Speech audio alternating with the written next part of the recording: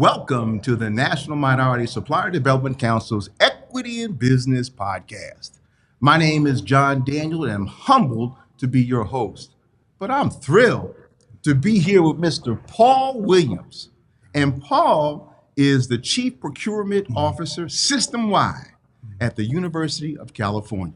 Thank you, sir. Thank you for having me. You got on that red eye to come here, I too. did. Man, look, yeah. we feel honored, man. Oh, it's my pleasure. I'm honored to be here. I'm very Thank you, honored sir. to be here. Thank you for having me. Look, I'm going to get right. Okay.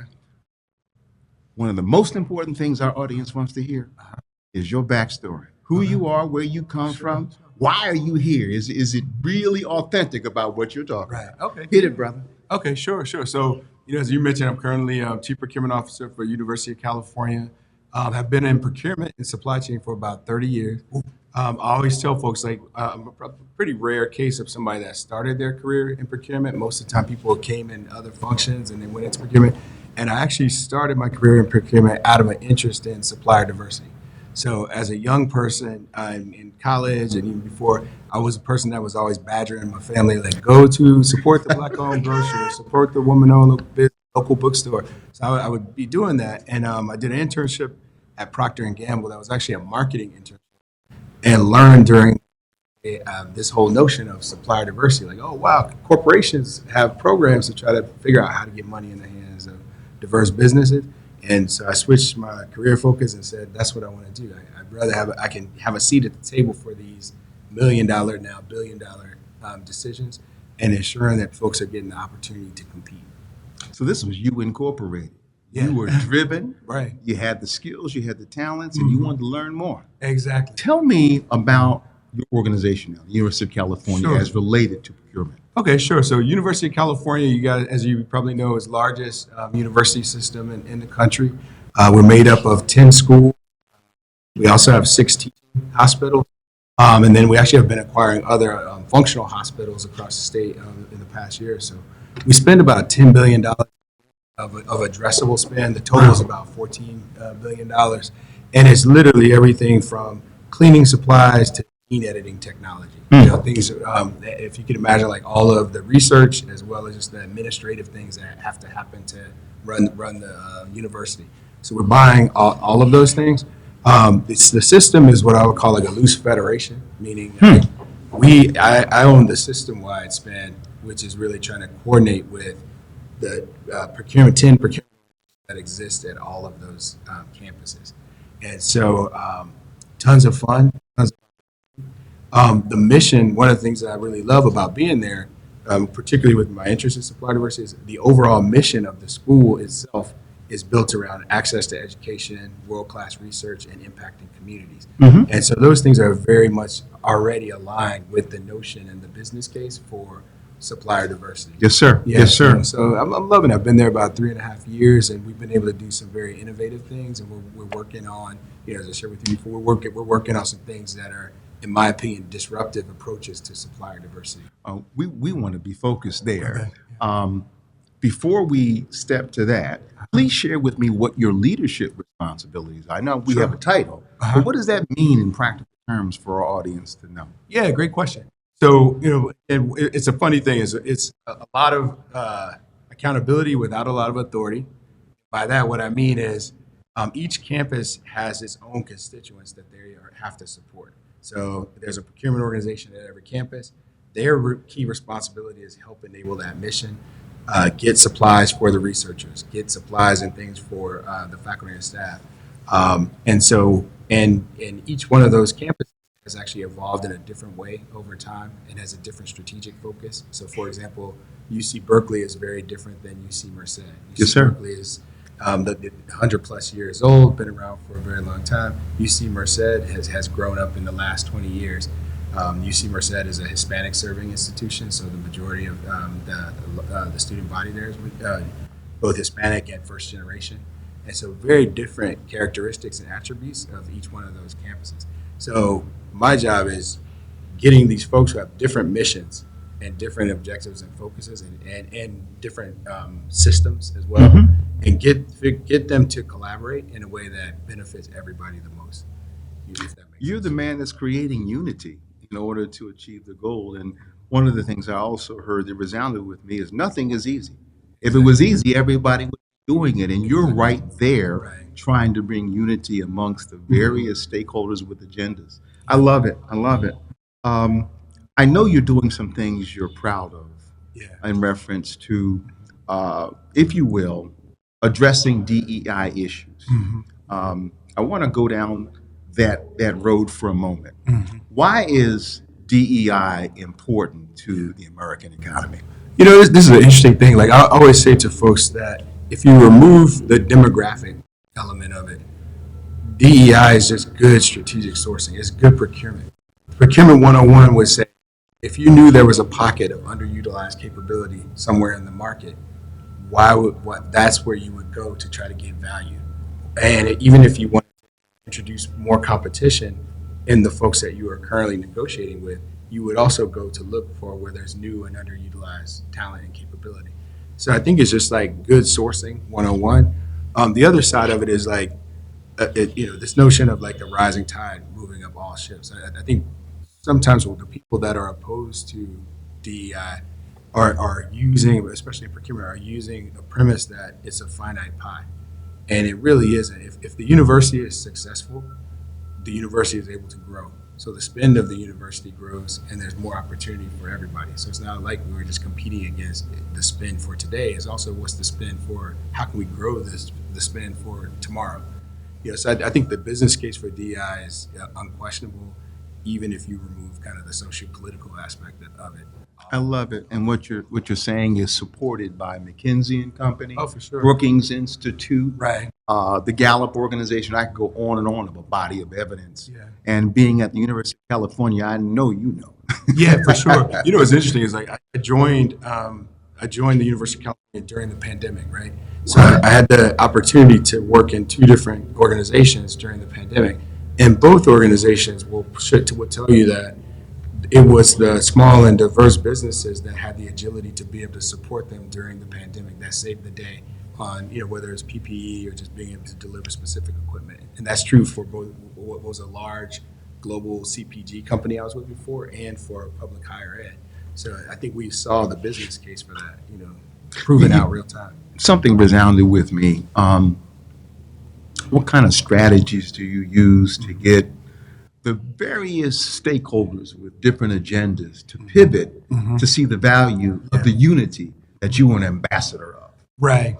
The biggest thing is one of the interesting things for higher ed procurement is you don't necessarily have as much of the holy grail of the P&L.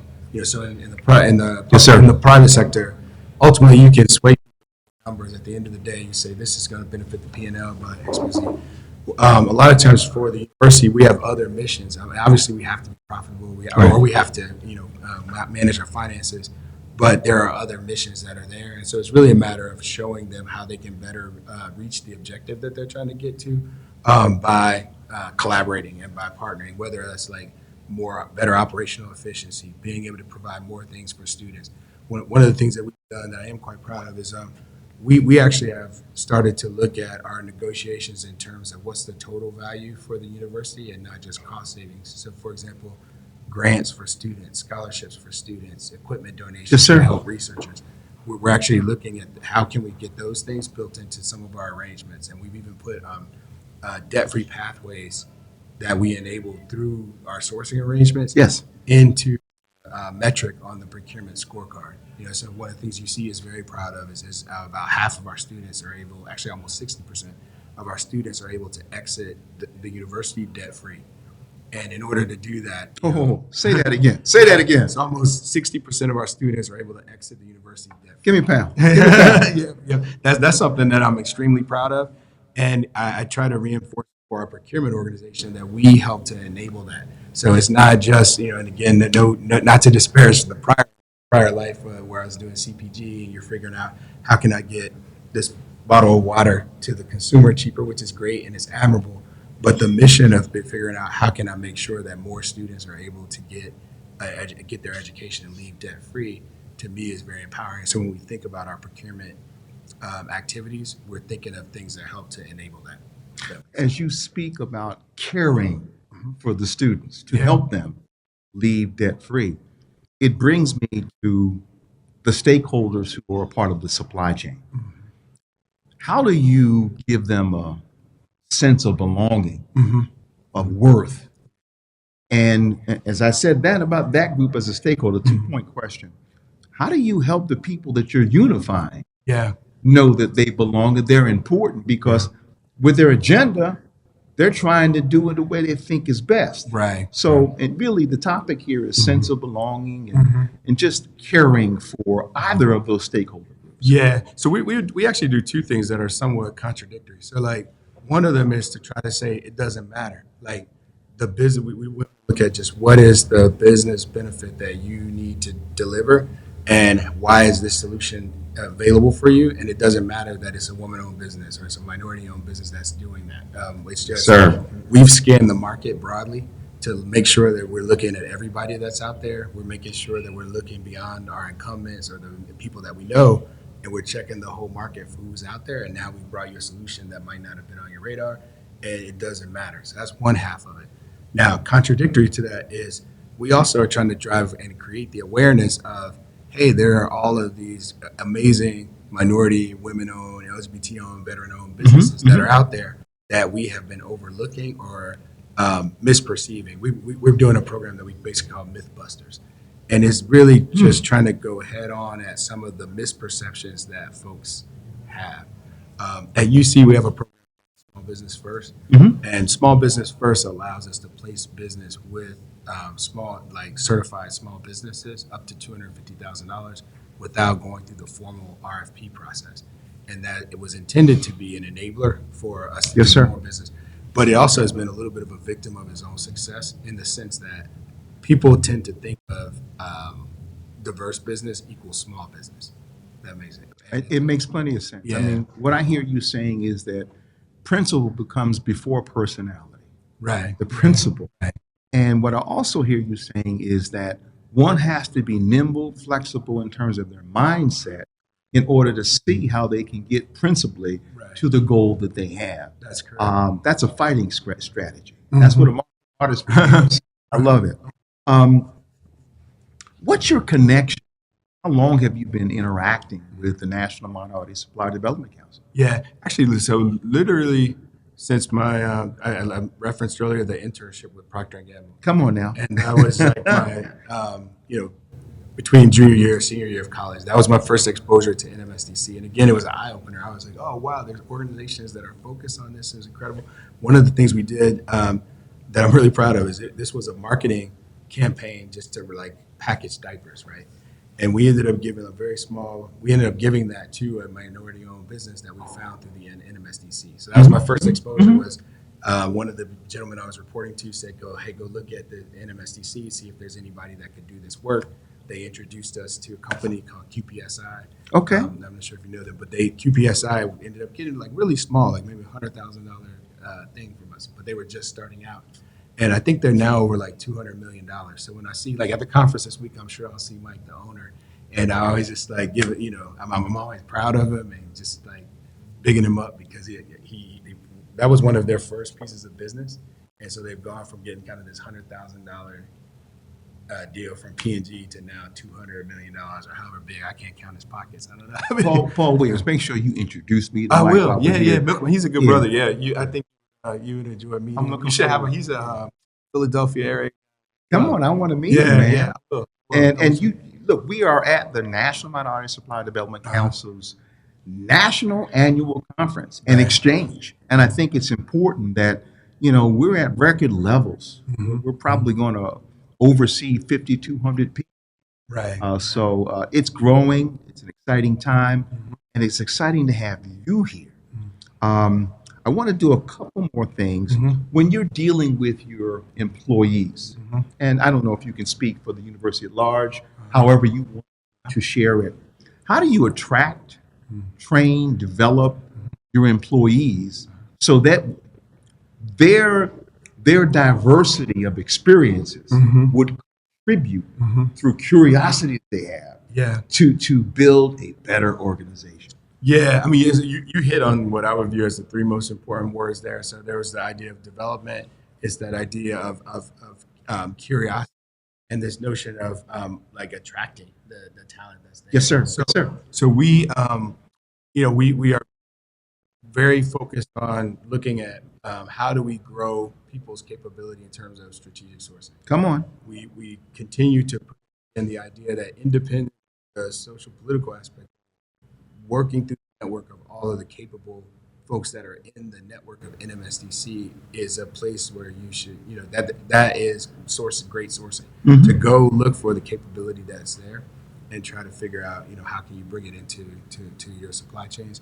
We are very focused right now on shifting the university to a more complex stakeholder management and supplier management than we have in the past. And Tell me what that means in practical terms. I think the audience needs to hear that. okay, sure. We always the UC is actually very lean. So in terms of the size, the procurement organization is very lean. In terms of the size of the procurement organization compared to the complexity of things that we buy and Yes, the sir. amount of things we buy, we're probably almost like half the size of where we should be. And what that has resulted in is our team is very efficient at running sourcing events. They can run the RFP, do the negotiation, et cetera. What we haven't had the time or the bandwidth to invest in is the relationship, the ongoing supplier relationship.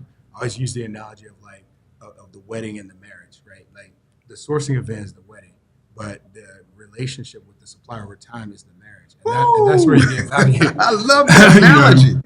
Yeah, and that's where you get value. And so we are looking at how we assessing that value, and that brings us back to are we really engaging the right suppliers that bring their diverse experiences, their underutilized or untapped capability to the table to help meet our needs. Yes, sir. Yes, sir. I love what you're sharing. It's instructive to many watching. I would be remiss in not asking you if there's anything that we haven't talked about Yeah. that you would like to share. Take your time. Okay, cool. Thank you. Now, there's two things that we are extremely proud of and excited about that we think will be like disruptive to not just how it's done at UC, but potentially for the market. One of the first things that we're doing is an access to capital program. We're partnering with several folks that provide capital, and it's a range from angel investors, venture capital folks, private equity companies, they're capital lenders. They're folks that have relationships with the UC's endowment. UC has a very, very large endowment.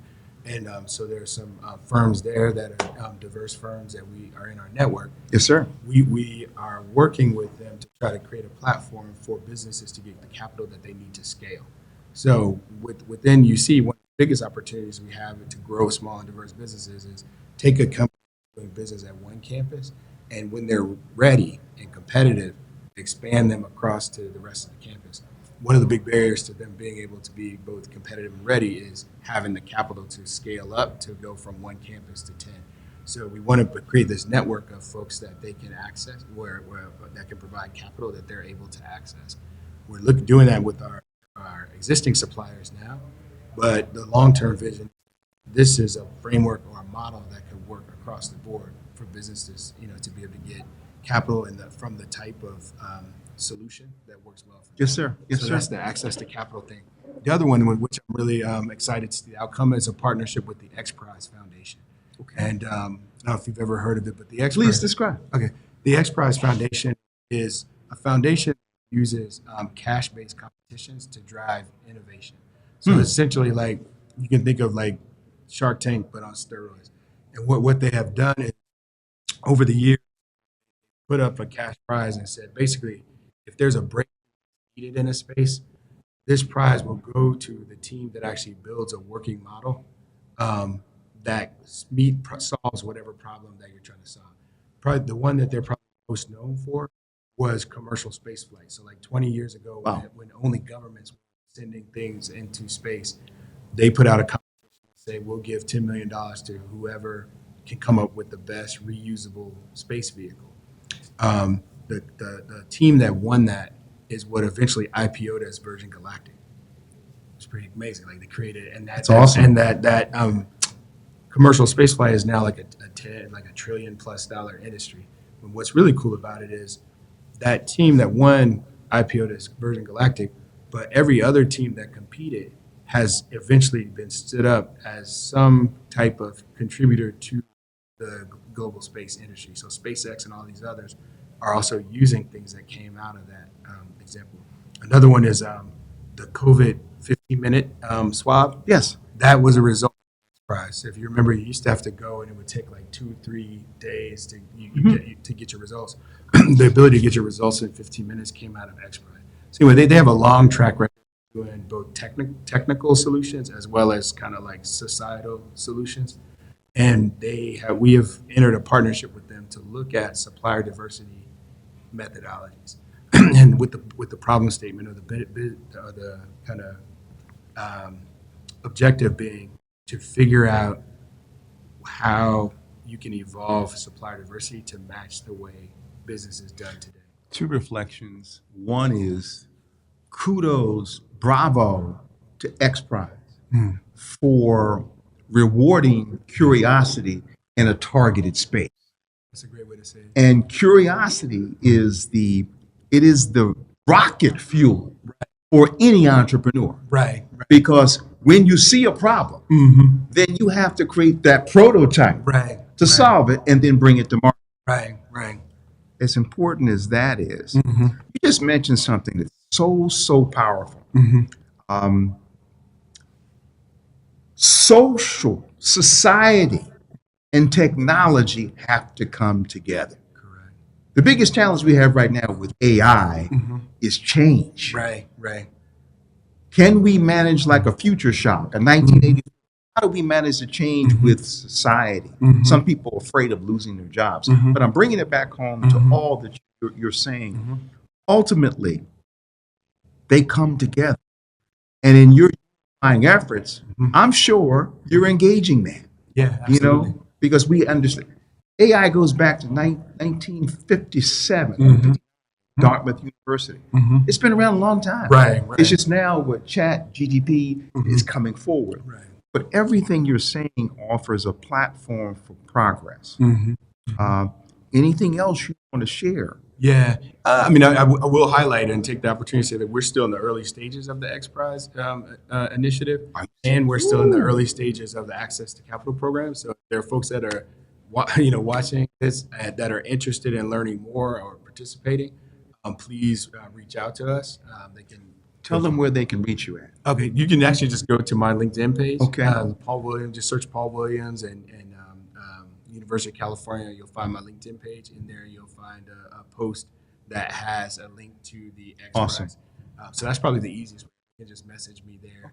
And we can also put a underscore to have that information there. That'd be great. That's great. There's a link to the landing page for XPRIZE, and then with regard to access to capital, they can just come back to me directly. But you're spot on when you talk about that linkage to technology, because I think that's really the big shift that has to happen. Like when I think about NMSDC, one of the phenomenal things NMSDC has done is kicked open the door for people over the able to get just a seat at the table when business was probably done at seat at the table. It still happens as a seat, relationship wise, but it's also happening so much in the data space, and the connections are happening online, and the networking is happening online. Yes, sir. Or even like Yes, the sir. future of business. Think about what a large percentage of the very successful, diverse businesses came out of the auto industry. Yes. During the and supplier diversity was going. We need the similar type of focus on data and AI and the digital world, the future of where business is going. So part of when I think about potential solutions that might come out of the XPRIZE is how can we enable those connections to be happening using technology, or how can we create the forums that will help to develop entrepreneurs in the space where business is going. And so I think that I'm excited to see the outcome that comes out of it. And again, just the idea that if we get 10 companies to compete, we might end up with 10 brand new solutions that are there. It's excellent. And I just want to underscore what you said about the National Minority Supply Development Council. Ying McGuire, in our recent economic impact report, and I was honored to be the webinar host for it, has emphasized in her salient points that it's important for minority firms to be able to pivot and use technology, maybe even change a business model predicated upon what's there. Again, it's a matter of what you've demonstrated. It's the drive to get there. So, sir, I just can't tell you how much I appreciate. And I'm coming out to California. Please I do. want to spend some please do. time at the University of California, see what you're doing. It's worthy, man. And just thank you for taking some time to be with us. Thank you, sir. Yeah, no, thank you. Blessings to you and your family. Thank you. Thank you for the opportunity, and I look forward to you coming to visit. Actually, we have a Supplier Diversity Advisory Council that meets face to face. Our next meeting is in early December. You should come to that. Hey, man, look, I'll be there. Okay. Lord willing, nothing happens. I'll be there. The creek doesn't rise. You know, I live in Baton Rouge. Oh, right. Yeah, that's a special meeting. But Look, man, thank you. No, thank you. I appreciate the opportunity, and thank you for the information you shared through your platform. Thank you, sir. And let's keep it going.